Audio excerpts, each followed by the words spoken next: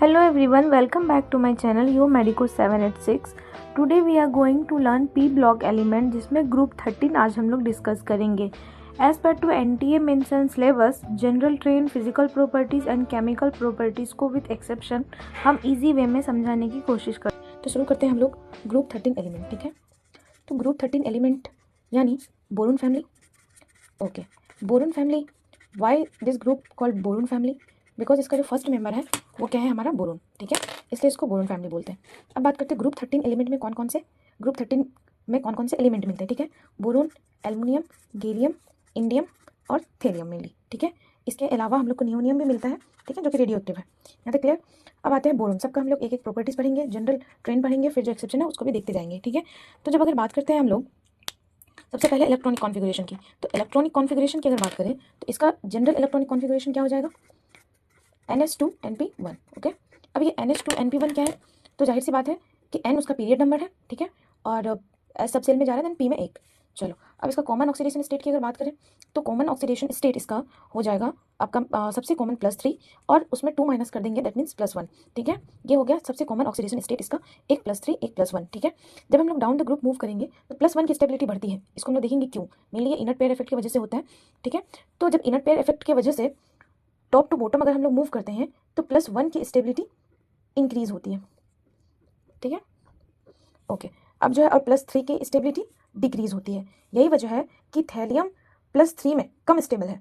इस कम स्टेबल का ये बनता ही नहीं है, थैलियम +1 में ज़्यादा पाया जाता है. ठीक है, तो ये उसका रीज़न हुआ. ठीक है, यानी थैलियम के केस में +1 ऑक्सीडेशन स्टेट प्रीडोमिनेट करता है. ठीक है, और अगर थैलियम +3 में मिल गया दैट मीन्स वो ऑक्सीडाइजिंग नेचर का होगा. सो दिस वाज क्लियर. नाउ एक एनसीईआरटी पॉइंट लिखती है कि बोरोन का जो ट्राई हैलाइड है यानी BX3, ठीक है, ये इलेक्ट्रॉन डेफिशिएंट होता है. अब ये इलेक्ट्रॉन अगर डेफिशिएंट है तो जाहिर सी बात है ये किसकी तरह एक्ट करेगा, लेविस एसिड की तरह. यहाँ तक क्लियर.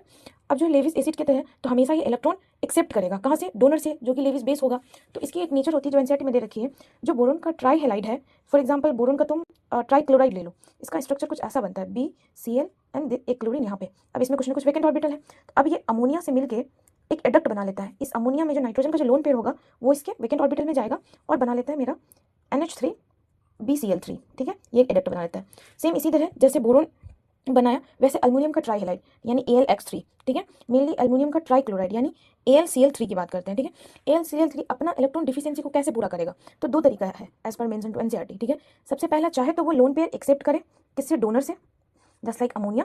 ठीक है, या फिर वो डाइमेराइजेशन भी कर सकता है. ठीक है, ये दोनों देखते हैं हम लोग. डाइमेराइजेशन के भी प्रोसेस से जो है एल्युमिनियम का ट्राई क्लोराइड अपना इलेक्ट्रॉन डिफिशियंसी को खत्म कर सकता है. ठीक है, सबसे पहला हम लोग क्या देखे थे, ये कि अमोनिया से वो इलेक्ट्रॉन लेगा. ठीक है, और तब वो इलेक्ट्रॉन डिफिशियंसी को कंप्लीट करेगा. तो ये कुछ ऐसा होता है कि जैसे ये AlCl3 हो गया और ये अमोनिया है मेरा. ठीक है, तो ये मेरे पास बना लेगा क्या, NH3 और AlCl3. ठीक है, ये सेम वैसा ही हो जाएगा पहले वाले की तरह. अब अगर dimerization, that means 2 molecule of aluminium trichloride लेंगे. ठीक है, और इसी को डाइमेराइजेशन करेंगे, बना लेगा क्या, Al2Cl6. ठीक है, अब इसका स्ट्रक्चर कुछ ऐसा होता है जैसे मान लो ये एल्युमिनियम है. ठीक है, एक क्लोरीन इधर है, एक क्लोरीन इधर है और एक इधर है. ठीक है, इसके पास इसकी वैकेंट ऑर्बिटल्स है. दूसरा एल्युमिनियम AlCl3 का मॉलिक्यूल उसके जस्ट एडजेसेंट में है, इसके एक क्लोरीन इधर है, मान लो एक क्लोरीन यहाँ है और एक यहाँ है. ठीक है, इसका यहाँ पे है. जो इस क्लोरीन के पास जो लोन पेयर होगा वो इसको देगा और इस क्लोरीन के पास जो लोन पेयर होगा वो इसको देगा. ठीक है, तो इसको मिला के ये जो पूरा रिंग है ना, ये पूरा रिंग वाला स्ट्रक्चर बना लेता है. ठीक है, तो ये कुछ स्ट्रक्चर अगर इसको हम एक्सप्लेन करके देखना चाहें तो ये कुछ ऐसा बना लेगा. ये एल्युमिनियम है. ठीक है, दूसरा एल्युमिनियम, इसका क्लोरीन एक मॉलिक्यूल यहाँ, एक यहाँ. ठीक है, एक यहाँ. ठीक है, और यहाँ पे उसका था वैकेंट ऑर्बिटल्स, तो इसको यहाँ रहने देते हैं, इसको यहाँ ऐसे बना लेते हैं. ठीक है, उसके बाद एक क्लोरीन इसका यहाँ और एक क्लोरीन इसका यहाँ. ठीक है, अब हुआ था क्या, इसका ऑर्बिटल्स इस पे गया था, इसका ऑर्बिटल्स इसका इलेक्ट्रॉन लिया था. ठीक है, तो ये क्या है कि ये मेरा एक रिंग बना रहा है. ठीक है, ये कितना मेंबर रिंग, 4 मेंबर रिंग. तो ये कहीं ना कहीं हमको 4 मेंबर रिंग का फॉर्मेशन कर रहा है. अब इसकी खास बात कि ये जो रिंग है इसमें एंगल स्ट्रेन बढ़ जाती है. ठीक है, क्यों, जाहिर सी बात है कि डाइमेराइजेशन हुआ है तो स्ट्रेन तो बढ़ेगा, एंगल स्ट्रेन भी मिलता है यहाँ पे, जिसकी वजह से आपस में रिपल्सन होना शुरू होता है. ठीक है, जब रिपल्सन हो गया तो जाहिर सी बात है बोन लेंथ बढ़ेगा. ठीक है, बोन लेंथ इंक्रीज होगा और हम जानते हैं कि बोन लेंथ अगर इंक्रीज हो गया that means bone strength decrease होगा. ठीक है, अब अगर मान लेते हैं कि इस मॉलिक्यूल को देखें. ठीक है, मान लो कि ये जो बाहर वाला जो था इस एंगल को हम अल्फा मान लेते हैं. ठीक है, और ये जो ब्रीजिंग एंगल है इसको हम लोग बीटा मान लेते हैं. तो एज पर थ्योरी जो है अल्फा बड़ा होता है ड्यू टू रिपल्सन. ठीक है, अल्फा हमेशा बीटा से बड़ा होता है. क्लियर. चलो, अब अगर बोन लेंथ की बात करें कंपैरिजन करके, तो अगर मान लेते हैं इस बॉन्ड लेंथ को हम बी मान लेते हैं, ठीक है। ये बॉन्ड लेंथ को हम अगर मान लिया बी है, ठीक है, और ये बॉन्ड लेंथ मेरा ए है, ठीक है। तो अब अगर हम बॉन्ड लेंथ कंपैरिजन करें तो बॉन्ड लेंथ मेरे पास क्या हो जाएगा कि बी ज़्यादा बड़ा हो जाएगा बॉन्ड लेंथ में ए से, ठीक है। यानी टर्मिनल बॉन्ड लेंथ बड़ा है और टर्मिनल एंगल भी बड़ा है। सो यहाँ पे क्लियर, ये हो गया इसका कुछ फिजिकल मतलब बेसिक चीज़, ठीक है। फिजिकल प्रॉपर्टीज हम लोग देखते हैं कि फिजिकल प्रॉपर्टीज क्या है। इसलिए अब ये था ग्रुप 13 का यानी बोरोन फैमिली का कुछ बेसिक्स, यानी क्या क्या। सबसे पहले जनरल इलेक्ट्रॉनिक कॉन्फिगरेशन देखे जो कि NH2NP1 था, कॉमन ऑक्सीडेशन स्टेट +3 और +1 था, डाउन द ग्रुप +1 का स्टेबिलिटी बढ़ता जाएगा due to inert pair effect, ठीक है। इसलिए जो है हमको थैलियम में +1 ज़्यादा प्रीडोमिनेंटली मिलता है, ठीक है। यहाँ तक देखे। फिर हम लोग देखें कि जो इसका ट्राई हैलाइड है वो अपना इलेक्ट्रॉन डिफिशियंसी को दूर करने के लिए क्या कर सकता है। फॉर एग्जाम्पल जैसे BCl3 का केस देखे तो उसमें क्या किया हम लोग अमोनिया से इलेक्ट्रॉन लेकर के बोरोन के वैकेंट ऑर्बिटल्स में दिए, तो फिर मेरा NH3 BCl3 वाला एटॉम बना लिया। फिर जब AlCl3 का हम लोग दो तरीके से उसका डिफिशियंसी को दूर किया अभी, एक तो अमोनिया से लेके दूसरा डाइमेराइजेशन करके, ठीक है। ऐसा हम लोग करते क्यों है, जाहिर सी बात है स्टेबिलिटी के लिए। अब हम लोग इसको फर्दर कंटिन्यू आगे करते हैं। तो इसमें हम लोग करते हैं फिजिकल प्रॉपर्टीज, ठीक है। फिजिकल प्रॉपर्टीज की अगर बात करें तो सबसे पहला मेरा साइज, ठीक है। साइज सबसे पहले हम जानते हैं, आप लोग पीरियड टेबल में पढ़े होंगे कि टॉप टू बॉटम आएंगे तो साइज इंक्रीज होगा, ठीक है। बट जाहिर सी बात है इनऑर्गेनिक केमिस्ट्री तो एक्सेप्शन तो होना है। तो ग्रुप 13 में क्या होगा कि जैसे ही आप बोरोन, एल्युमिनियम, ठीक है, गैलियम, इंडियम, थैलियम, ठीक है, डाउन द ग्रुप जैसे आप आओगे यहाँ से यहाँ तक इंक्रीज होता है, आपको वेरिएशन इस दोनों में मिलेगी। होता क्या है कि ये जो गैलियम है मेरा, ठीक है, इसमें जैसे ही मेरा D10 इलेक्ट्रॉन का इन्वॉल्वमेंट होता है, ये एनसीईआरटी लिखती है, ठीक है, कि क्यों। ऐसे तो हर कोई बता देता है कि जनरली साइज इंक्रीज होगा, बट गैलियम का साइज छोटा हो जाता है, एल्युमिनियम का बड़ा हो जाता है। But I just want to tell the reason कि D10 इलेक्ट्रॉन जैसे ही गैलियम में आता है तो ये कहीं ना कहीं स्क्रीनिंग इफेक्ट को पुअर कर देता है, जिसकी वजह से जेड इफेक्टिव इंक्रीज हो जाता है। अब जेड इफेक्टिव तो पता ही होगा, इफेक्टिव न्यूक्लियर चार्ज, ठीक है। तो ये जेड इफेक्टिव बढ़ता है तो ये मेरा साइज क्या होता है, साइज डिक्रीज होता है, क्योंकि Z effective is inversely proportional to size. तो ये इस रीजन की वजह से जो गैलियम की साइज है वो छोटी हो जाती है, ठीक है। तो इसमें मेरे पास अगर ऑर्डर देखें साइज का तो क्या हो जाएगा, सबसे ज्यादा थैलियम का, ठीक है, फिर इंडियम का, फिर होना चाहिए गैलियम का बट नहीं होगा, फिर मिल जाएगा हमको एल्युमिनियम, ठीक है, फिर देन गैलियम, देन बोरोन, ठीक है। चलो ये हो गया मेरा साइज का ऑर्डर। अब हम लोग बात करते हैं आयनाइजेशन एंथैल्पी, ठीक है। तो आयनाइजेशन एंथैल्पी क्या होगा, सबसे पहले आयनाइजेशन एंथैल्पी का हम लोग बेसिक। तो आयनाइजेशन एंथैल्पी क्या होता है, minimum energy required to remove one electron from atoms electronic cell. तो आयनाइजेशन एंथैल्पी अगर आप पीरियडिक टेबल में पढ़े होंगे तो टॉप टू बॉटम ये भी डिक्रीज होता है, because ionization enthalpy is inversely proportional to size. But यहाँ पे भी इसका कुछ एक्सेप्शन आपको देखने को मिलेगा। एक्सेप्शन क्या होता है कि जैसे आप ग्रुप 13 में डाउन द ग्रुप मूव करते हो तो पहले तो बोरोन से लेकर एल्युमिनियम तक इंक्रीज होता है, ये एनसीईआरटी लिखती है, ठीक है। फिर एल्युमिनियम से गैलियम तक डिक्रीज होगा यहाँ से, फिर डिक्रीज होगा गैलियम तक, ठीक है। फिर इंडियम से लेकर थैलियम तक ये इंक्रीज होगा। मतलब ओवरऑल बहुत ही रैंडम ऑर्डर है। इसको एक ट्रिक बना के आप इसको याद कर सकते हैं कि बीत गई, ठीक है। ऐसा बहुत सारे टीचर्स भी बताते हैं। तो इसका ट्रिक यही है कि बीत गई, मैंने जो याद करके रखा है, ठीक है। सबसे ज्यादा बोरोन का होगा आयनाइजेशन एंथैल्पी, फिर थैलियम का होगा, ठीक है।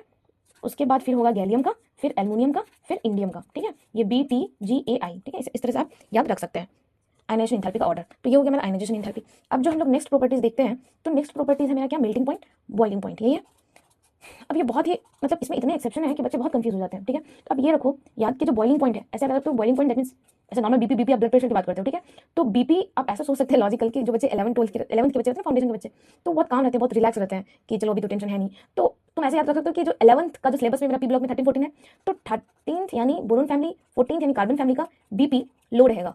कहाँ से कहाँ, डाउन द ग्रुप। यानी अगर आप टॉप टू बॉटम आते हैं तो बीपी डिक्रीज होगा, ठीक है। ये 13-14 की बात कर रहे हैं। जैसे ही आप 12th के पी ब्लॉक में आओगे दैट मीन्स 15th, 16th, ठीक है, फिर 17th, तो down the group BP high होगा, ठीक है। आप ऐसे इसको याद रख सकते हैं कि 12th में थोड़ा सा टेंशन ज़्यादा होता है तो बीपी आपका बढ़ेगा, तो डाउन द ग्रुप आएंगे तो बॉइलिंग पॉइंट बढ़ेगी, ठीक है। खैर, तो ये हो गया बीपी का ऑर्डर, इसको आप ऐसे याद रख सकते हैं।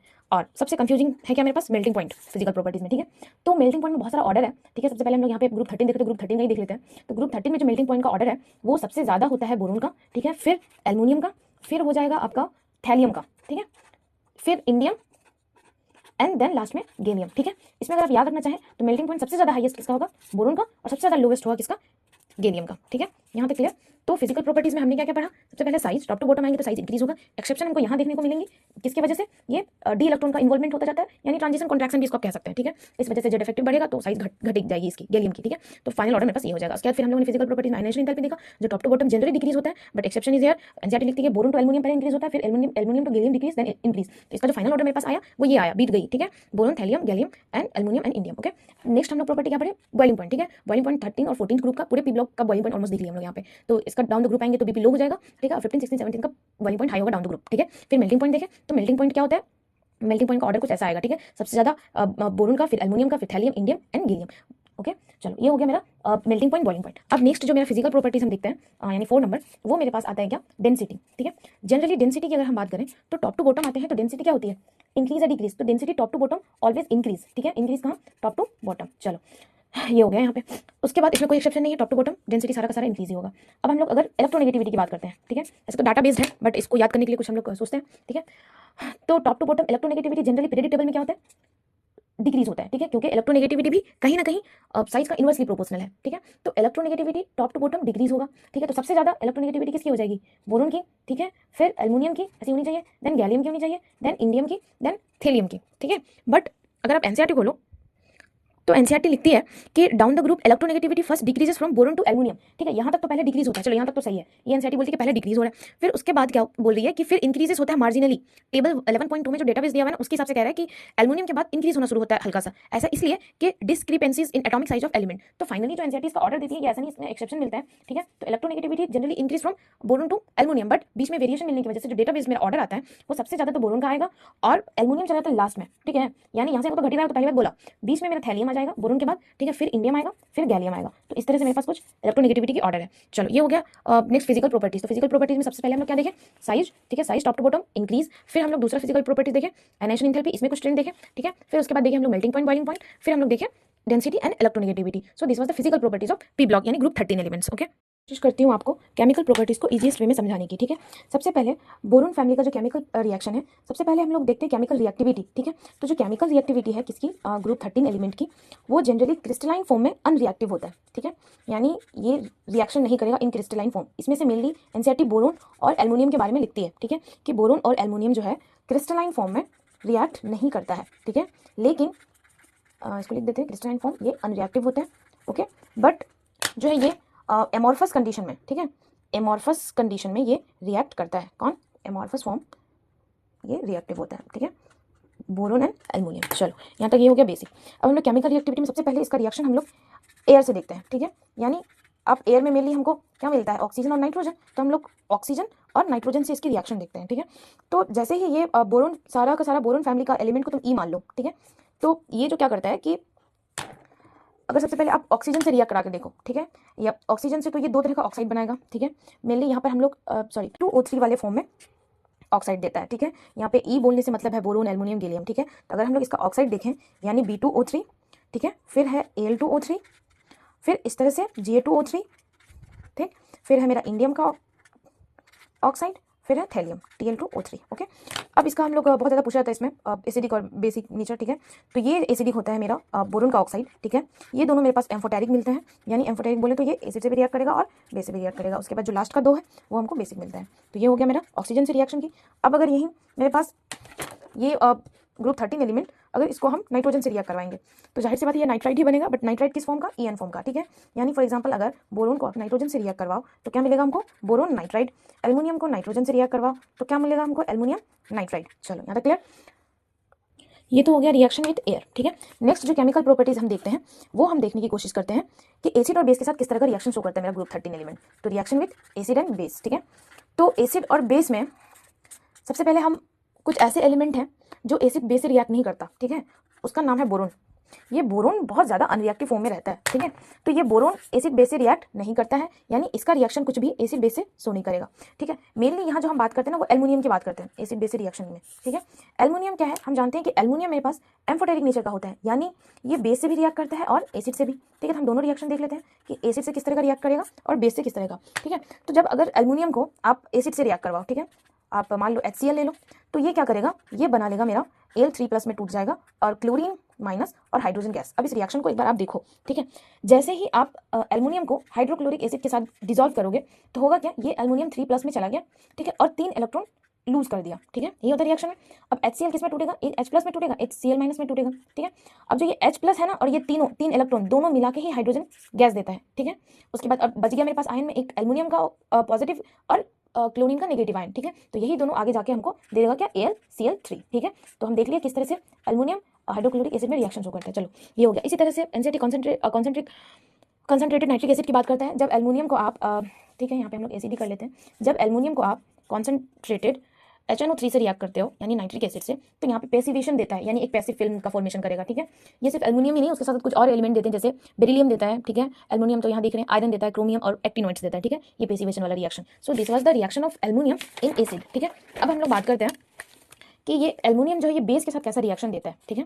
एल्युमिनियम का रिएक्शन हम लोग बेस के साथ देखते हैं। तो बेस में से आप एक कोई बेस को ले लो, चलो ठीक है, स्ट्रॉन्ग बेस हम लोग NaOH का मानते हैं, तो उसी से रिएक्शन करके देख लेते हैं। मान लेते हैं एल्युमिनियम को आप NaOH का एक्वस सॉल्यूशन में आप डिजोल्व किए, चलिए तो ये क्या बनाती है, बहुत इंपॉर्टेंट रिएक्शन जो एनसीईआरटी में मेंशन है बहुत अच्छे से, ठीक है। ये क्या करता है ना कि एल्युमिनियम ऐसे डायरेक्ट रिएक्शन देखो, आपको प्रोडक्ट क्या मिलेगा कि ये Na, ठीक है, AlOH का होल 4, ठीक है, और हाइड्रोजन गैस ये है। अब मैं इसको एक बार तोड़ के रिएक्शन को दिखाने की कोशिश करती हूँ, ठीक है। ये एल्युमिनियम सबसे पहले इनिशियल स्टेप में क्या होगा, ये टूट के पॉजिटिव आयन देगा और 3 इलेक्ट्रॉन रिलीज करेगा, चलिए ये इलेक्ट्रॉन का काम है। अब NaOH का एक्वस सॉल्यूशन लिए, दैट मीन्स कि यहाँ पे NaOH भी होगा और वाटर भी होगा, ठीक है। ये NaOH किस में टूटेगा, एक Na+ में टूटेगा, एक OH- में टूटेगा, और ये जो वाटर है एक H+ में टूटेगा, एक OH- में टूटेगा। यहाँ तक तो आप समझ रहे हैं। अब जो ये NaOH है, ठीक है, यहाँ जो 3 इलेक्ट्रॉन हमको कौन एल्युमिनियम रिलीज किया, वो 3 इलेक्ट्रॉन जाके इस H+ से जुड़ जाएगा, ठीक है, और हमको हाइड्रोजन गैस मिल गया। चलो एक प्रोडक्ट मेरा मिल गया जो कि हाइड्रोजन गैस कैसे बना, H+ आयन, जाहिर सी बात है इलेक्ट्रॉन डेफिशिएंट है, इलेक्ट्रॉन लेके हाइड्रोजन गैस बना लिया, ठीक है। अब मेरे पास सोल्यूशन में बचा क्या, ये एल्युमिनियम आयन, ये OH, ये Na, ठीक है, ये बचा। चलो ये 3 इलेक्ट्रॉन काम कर ले। अब ये एल्युमिनियम क्या करेगा, Al3+ आयन ये OH से रिएक्ट करेगा, ठीक है, ये OH से रिएक्ट करा के बना लेगा एल्युमिनियम ट्राई हाइड्रोक्साइड, ठीक है। अब तो मेरा 2 प्रोडक्ट बना, एक ये। चलो अब मेरे पास फ्री क्या रह गया इस कंटेनर में, मतलब इस रिएक्शन के कंटेनर में, सोडियम आयन, ठीक है। तो ये पूरा का पूरा एक आयन बना, एक ये आयन बना, ये दोनों मिलकर एक आयनिक कंपाउंड बनाएगा, ठीक है। आयनिक कंपाउंड जैसे मान लो ये हाइड्रोजन गैस है, तो स्केप आउट हो गया सॉल्यूशन से। अब यही दोनों बना, यही दोनों मिलकर हमको आयनिक कंपाउंड देता है, जिसमें कैटायन ले लेते हैं हम लोग सोडियम, और कॉम्प्लेक्स के अंदर हम लोग ले लेते हैं यही जो हम बनाए, ठीक है, एल्युमिनियम का ट्राई हाइड्रोक्साइड। तो इस तरह से मेरा फॉर्मेशन होता है किसका, इस प्रोडक्ट का, ठीक है। एक OH का होल 3, ठीक है, माइनस, और फिर प्लस एक OH जो यहाँ पे था, सॉरी ये हाइड्रोजन का जो वाटर का जो रिलीज OH है, ठीक है, एक आप यहाँ पे कर दो, तो दैट मीन्स ये फाइनल प्रोडक्ट जो हमको मिल जाएगा Na एल्युमिनियम का टेट्राहाइड्रोक्साइड, ठीक है, ये माइनस में ये प्लस में। यही प्रोडक्ट हम यहाँ पे डायरेक्ट बताए हैं। अब समझ आया कि ये कैसे बना। चलो तो ये इसी को एनसीईआरटी नेमिंग के तौर पे क्या लिखती है इसको, ये है आपका sodium tetra hydro oxalo aluminate, ठीक है, जिसमें एल्युमिनियम 3 ऑक्सीडेशन स्टेट में मिलता है। चलो this was the reaction with acid and base, ठीक है। एक लास्ट केमिकल रिएक्टिविटी में एक लास्ट रिएक्शन बचता है ग्रुप 13 का, वो क्या है कि रिएक्शन विद हेलोजन, ठीक है, बहुत इंपॉर्टेंट है, इससे भी अच्छी खासी क्वेश्चन पूछी गई है अब तक, ठीक है। हेलोजन से जब रिएक्ट करेगा कोई भी एलिमेंट तो बनता क्या मेरे पास, हैलाइड, बट हैलाइड का टाइप यहाँ पे क्या बनेगा, ट्राई हैलाइड, यानी EX3 के फॉर्म में। जैसे मान लो कि एलिमेंट E है, ठीक है, ग्रुप 13 का, उसको आप हेलोजन से रिएक्ट करवाए तो बना लेगा EX3, ओके। अब ये EX3 तो बनाएगा, यानी X की जगह आप कोई भी हेलोजन रखो, फ्लोरीन, क्लोरीन, ब्रोमीन, ठीक है, आयोडीन, इस तरह। बट एक एक्सेप्शन है जो आपको याद रखना है कि हर कुछ बन जाता है एक्सेप्ट थेलियम का ट्राई आयोडाइड, ये नहीं बनता है, ठीक है, ये एक एक्सेप्शन है क्योंकि ये नहीं बनता है, ठीक है, ये याद रखना। चलो अब ना एनसीईआरटी में एक चीज़ और मेंशन करती है कि जो ग्रुप 13 का जो एलिमेंट है उसका ट्राइक्लोराइड, ठीक है, मान लो ये कोई ट्राइक्लोराइड है, इसका हाइड्रोलाइसिस रिएक्शन डिस्कस करती है, ठीक है। आप जब इस ट्राइक्लोराइड को हाइड्रोलाइज कराओगे तो ये देता है मेरे पास प्रोडक्ट क्या, इसका टेट्राहाइड्रोक्साइड, ठीक है, जिसका शेप टेट्राहेड्रल होगा, ठीक है, और अगर हाइब्रिडाइजेशन देखें तो sp3 होगा, ठीक है, sp3 हाइब्रिडाइज ये एलिमेंट यहाँ पे। और वहीं पे चलो ये तो NCl3 यानी तुम BCl3 रखो या तुम्हारा गैलियम रखो, लेकिन एल्युमिनियम के बारे में भी अलग से दिया है कि एल्युमिनियम का जो ट्राई हैलाइड है वो किस तरह से रिएक्ट करता है। तो एल्युमिनियम का जो ट्राई हैलाइड है इसका रिएक्शन आप इसका हाइड्रोलाइसिस देख लो, तो जब इसको आप हाइड्रोलाइज करोगे तो मेरे पास रिएक्शन क्या देती है कि ये टेट्राहाइड्रोक्साइड ना दे करके वाटर का 6 मॉलिक्यूल ट्रैप कर लेता है। जैसे देखिए इसका हाइड्रोलाइसिस एक्चुअली एसिडिफाई हाइड्रोलाइसिस कराते हैं हम लोग, ठीक है। तो इसमें कुछ ऐसा प्रोडक्ट बनता है Al वाटर का 6 मॉलिक्यूल और फिर पूरा का पूरा 3 चार्ज ऊपर, ठीक है। ये जो कॉम्प्लेक्स मिला ये हमको ऑक्टाहेड्रल मिलता है, ये बहुत इंपॉर्टेंट है, ठीक है। इंपॉर्टेंट इसलिए कि ग्रुप 13 का सारा एलिमेंट एसिडिफाई हाइड्रोलाइसिस में टेट्राहेड्रल यूनिट देता है, बट जो एल्युमिनियम का ट्राइक्लोराइड है उसका एसिडिफाई हाइड्रोलाइसिस आप कराओगे तो ये ऑक्टाहेड्रल स्पीसीज से ऑक्टाहेड्रल आयंस देता है, जिसकी हाइब्रिडाइजेशन एल्युमिनियम की क्या हो जाएगी, sp3d2 हाइब्रिडाइज्ड होगी। So this was the whole over total मेरा क्या था ये पी ब्लॉक का ग्रुप 13, जिसमें हम लोगों ने पहले कुछ बेसिक्स देखे, ठीक है, फिर हम लोगों ने उसका general electronic configuration, general physical properties और फिर केमिकल प्रॉपर्टीज। अगर आपको नोट्स चाहिए हो तो please comment, I will upload the notes, okay. Thank you so much guys.